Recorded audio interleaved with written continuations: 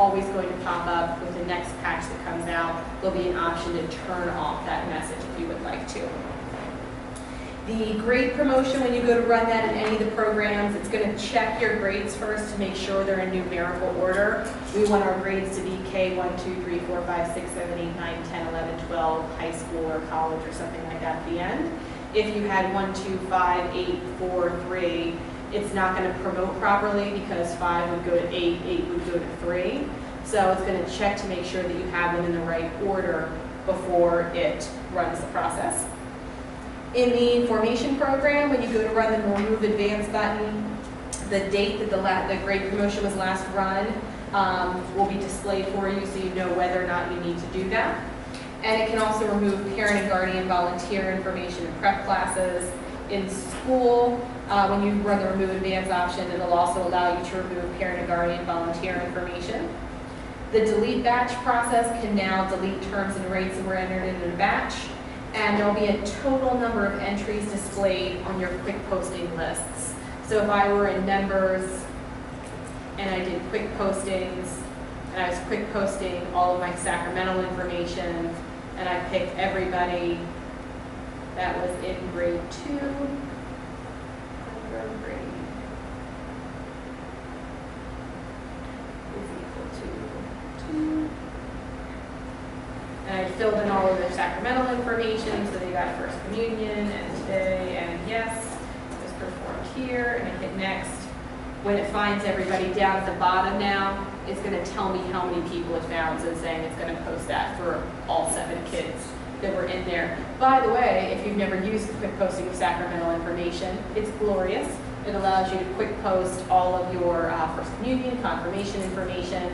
You can either do it by an additional selection, picking people based off of their grade, or you can do the individual entry, where you type in the Sacramento information up at the top, and then you choose by name which member it applies to.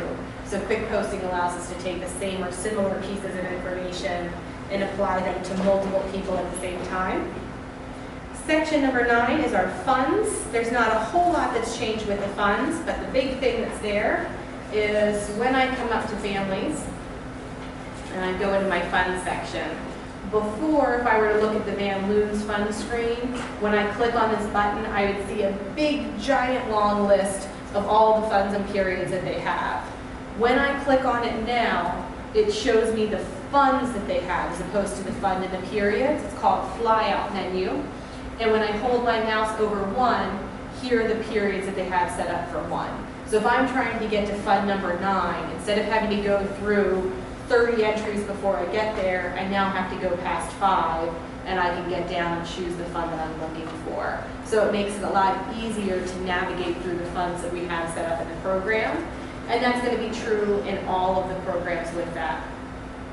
When I come into the recap total screen on the left-hand side here, before, it always showed me the recap through today or my recap for all dates. It now has a different option. It says show recap through, and it lets me fill a date in. So if a family calls up and says, I want to know what my balance is going to be next month so I can pay them both right now, I can click in here and say show me their recap through 9/30/13, and instead of the overpayment of $150, it's now a balance of $150 because it's put that next tuition payment in it. So I'm able to see and project forward what their balance is going to be through a specific date, as opposed to just through today or through the end of the period. If you did that, that takes us over to page number 3 and section number 10, which is our report section. We already talked about the baptismal certificate that has the front and back page option. Second thing is that there's a quick communication report available underneath of member reports as well. Have any of you used the family quick communication report? I guess not. Most people never knew that it existed. What it is, if I go to my family screen and I come in here and I set a mobile number, 2357664, and under the description I set it as cell dash the provider name. And there's a list I'll show you in a minute here of what all of those provider names should look like for the abbreviation. So I set my mobile information in here. Oh, by the way, if you have families that have family numbers and member phone numbers, when I hold my mouse over top of the phone number list, it's displaying all the family and member phone numbers for me. If you see how it says Jeff and Jean, that's which member it shows up on. So it just allows me to see all of family and member phone numbers just by holding my mouse over those buttons. But back to my quick communication. I set the phone number in here. The description I set as cell dash the provider number. When I go into families and reports, underneath of my data export report, there is a report called quick communication. Over here on the right is the list of all the different providers, so Alltel, US Cellular, Subcon, AT&T, Metro PCS, PCS, T-Mobile, Virgin Mobile, Singular, Sprint, Verizon, and Nextel. If they have a provider other than that, we can't do it. But if they have one of those providers, we can. We would click next. We would click next again. We would say who we want this message to say that it's from. So I can say that it's from Grace Chapel. And what we want the message to be. Are all services are canceled due to weather. I click next. I can choose a group of families, all families, active and inactive families, whatever it is that I'm looking to do. And I hit build. And it's going to go through. It's going to ask if I want to overwrite my previous file. I do. And it's going to say, we will be able to send an email message to 85 families, a text message to one family, and I still have another 155 that I would need to phone if I wanted to call them. Do I want to review this list? I could say yes or no. And then it's going to say, do I want to send the email/text now? And I would say yes. And I'm going to write it, and it's going to go ahead and do that for me. It's generating the export file. I can view it if I would want to. And what it would then do is send a text message to anybody that was there. The text message comes through. It's basically emailing the provider, and the provider is sending this a text message.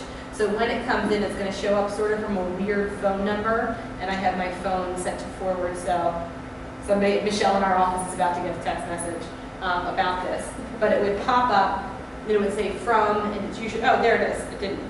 So it says from amy@rsdesign.com, subject Grace Chapel, message all services canceled due to weather. So it allows us to contact anybody if we know their provider. That's the big key with that part there. And you'd be surprised how many people do not know who their cell phone provider is, or they give you the wrong one, in which case it wouldn't work with that.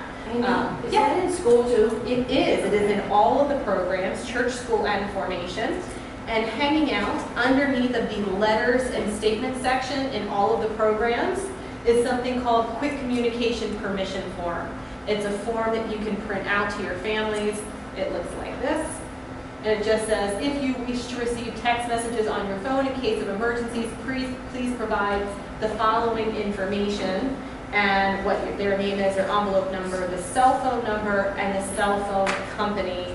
I agree to allow blah, blah, blah, and then they would sign it and send that back to you. What a lot of churches have done that do this is they simply add another phone number to the list, because they probably already have cell phone numbers in there, but they have them coded specifically as mom cell, dad cell, something like that, to be able to identify them. The ones they want to use for text messaging, they might have the same number listed in here twice, and it would be the number, and the description would be cell AT&T, and underneath the unlisted column they would mark it as unlisted, so that way it's not getting included on those other reports with that. So it's a way of being able to get that in here to be able to text message out our people, and we can do it for families, and we can do it for members, and we can do it out of any of the 3 programs. Quick communication, email options. We talked about this a little bit when we talked about the email, but we can send email to multiple family email addresses at the same time. So if I'm in and I'm doing a letter, and I'm going to say it's that quick communication permission form, I click through, I have all my lovely letter options, my printer options, my letter layout style. Let me fill some margins in there. And I get to my last screen where I choose my email options. I can say I want to email the letter if. I can say if preferred is checked. I can say if they have an email address, so I can do it either for anybody with an address or just those who prefer it. And I have my box here for send to multiple emails, which means it would send it to all the email addresses in the list. And I can also choose to include family relationships that are marked as courtesy copies. So when I go ahead and click preview here, it's going to run through my list and it's going to give me a new box. And the box is going to tell me I selected 148 records that don't have an email address. These will be printed. You selected 79 records with an email address. These will be sent, after printing is complete.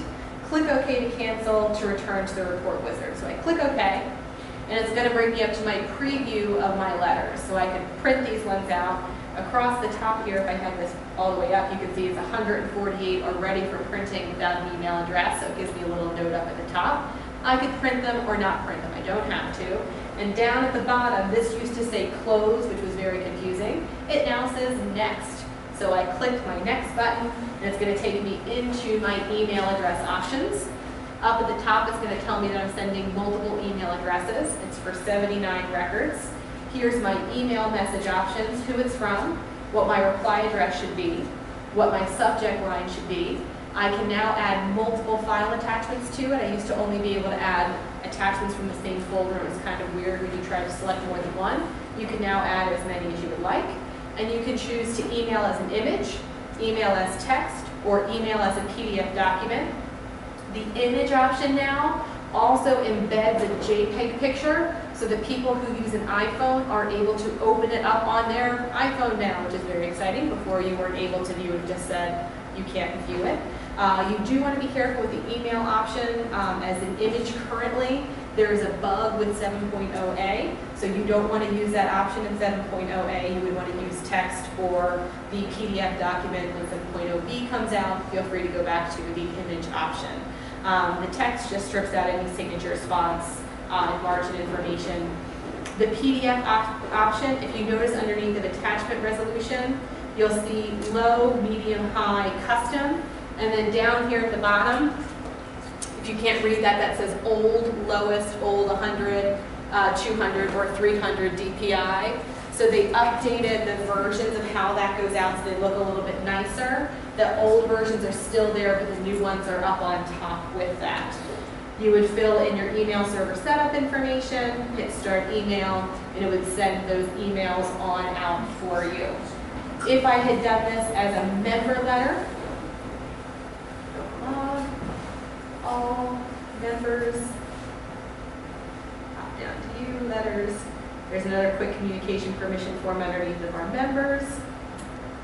And if I get to that last part, again, I have email the letter if, send to multiple email addresses, or send to people who have an address, also send to family email, only send to family email. So I can send it in addition to or instead of when I'm doing that information. So we have those new options for our emails. Talk about all of that. With security in the reports, if I have security turned on, which I do inside of church office, when I come in and I create a new report, so I hit add and I hit letter, and this is my new letter. When I'm on my overview screen, there's a new little section here that says report owner. It has my username listed and my report access. The default is private, and you have three choices. You have private, you have shared, and you have public. Private means that no other user can see my report. They can't see it, they can't use it, they can't do anything with it. If I have it set as shared, it means that other users can see it and use it, but they can't change it. If it's set as public, anybody can do whatever they want to with it. So we're able to create our own reports and decide who is allowed to do what with them. The same thing is going to be true of my report selections. So when I come through, if I make a save selection, so I'm going to send this to anybody who's in grade 2. Grade is equal to 2. And I save it as a selection, and I say that this is my grade 2 selection.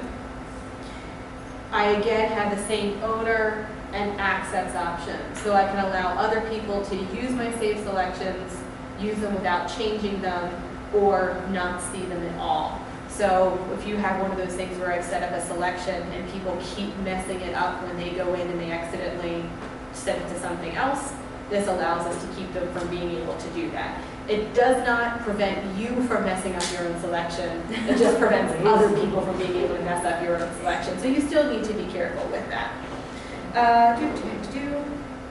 Security can restrict access to all reports in the program while allowing data entry in the program. So if we have people who we don't want to be able to run reports, you can limit their access to that.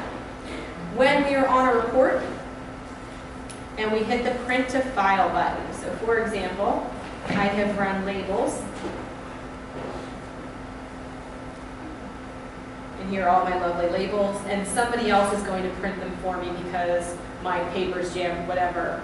I can hit print, and I can hit print to file, and I have underneath it here a whole bunch of different file options. You'll see up at the top are the new versions, down at the bottom they say old, and these are all the old versions. They added in all of the open office extensions with it, Adobe Bitmap, Excel, GIF, JPEG, text, web page, RTF, Word documents, they're all inside of here. So I choose the type that I want. It's going to default now to view the file, which means it'll open up my new file once it's created. It'll also open the folder up that's saved in, so it would open up Windows Explorer and say, here's where that file is stored at. And it's also going to default to file name. It's going to remember the last place we saved a file to, and it's going to try to save it there, and the name of the file would be the name of the report. So this is the member mailing label, so it's going to default it to be called member mailing label. But I can click in here and change it, or I can click my three little dots and browse to where it is that I would want to save it at. I can click OK, and it's going to go ahead and create it for me. I probably should have picked a short report. Oh, here's the place where it's stored at in my Windows Explorer, and then here's the PDF copy of those labels for me as well, and I can now do whatever I would want to with that. So a couple changes there that are helpful.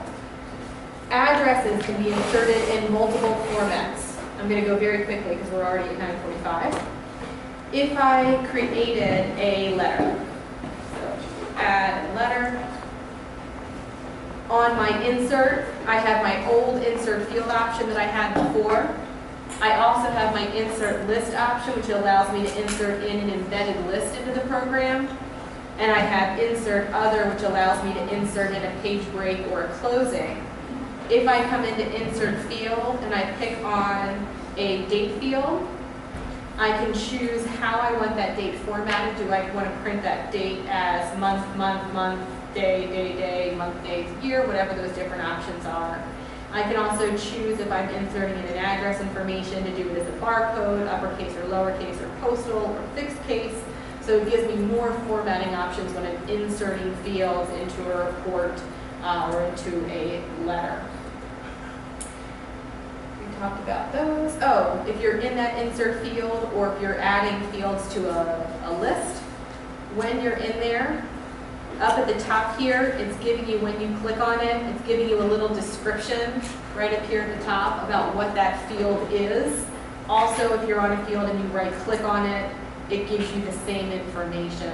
So you can do that when you're inserting into a list or inserting into a document. We already talked about that. We already talked about the security options, the logging in. There is a new getting started checklist.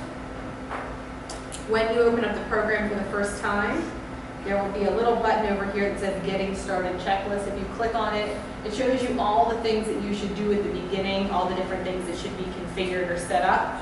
It's helpful if you've never looked through one of these lists to go through and check to see, did I ever set up my license information, my envelope number information, my email information, so you can go through those different options and you can choose whether or not to show that Getting Started Checklist on the home screen. In school and information, when you are on the family screen, you click on Search By. You now have a separate section. All this at the top is to search by name. The middle section is by ID number, and you can now search by parent, individual, catechist, student, If you weren't school, that would say teacher, or by any of their ID numbers as well. So it gives you a couple more search by options with that. In the facility scheduler program, this is the last little section bit that we have. Facility here.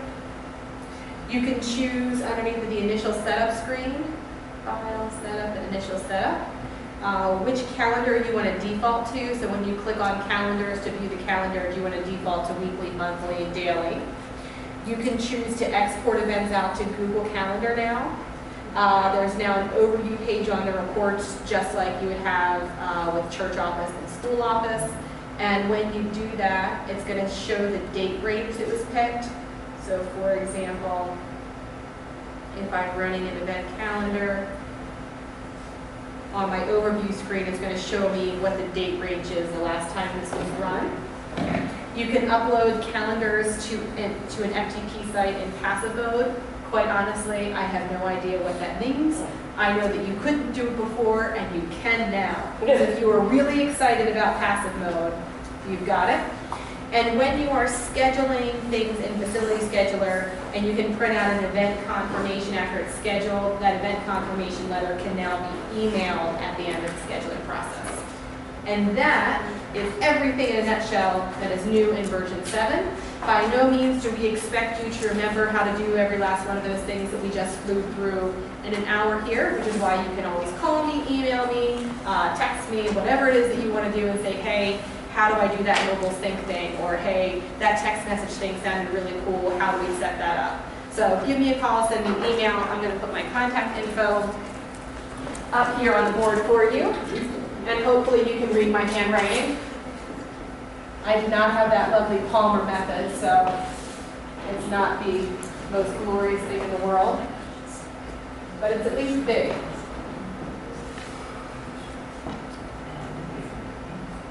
Four, 3, 5, 9, 6, 4. So call me, email me, fax me, send a carrier pigeon, whatever it is that you want to do, and we are more than happy to help you with any of these things.